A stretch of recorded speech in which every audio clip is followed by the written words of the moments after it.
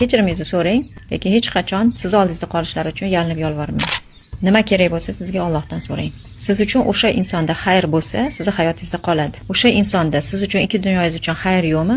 Alloh hayotingizdan chiqarib yuboradi. Bir sabab yaratib. Siz o'ylaysiz, ayb mendan o'tdi, yo undan o'tdi, yo boshqasidan o'tdi, kimdandir o'tdi, mingta aybdor izlab yotasiz. Alloh sizdan o'sha bir yomonligi borki, siz uchun bir xayri yo'qki, o'sha odamni hayotingizdan chiqarib yuboradi. Shuning uchun Alloh ishlariga isyon qilishi keragi yo'q. Bandaga bog'lashi keragi yo'q. O'z holiga qo'ying.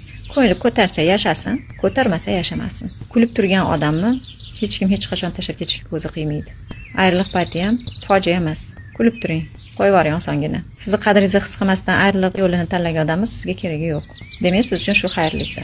Va hech qachon o'ylamangki, men yalinib yolvorsam qalbi yumshaydi deb. Hech qachon yalingan ayolga nisbatan erkakning qalbi yumshamaydi.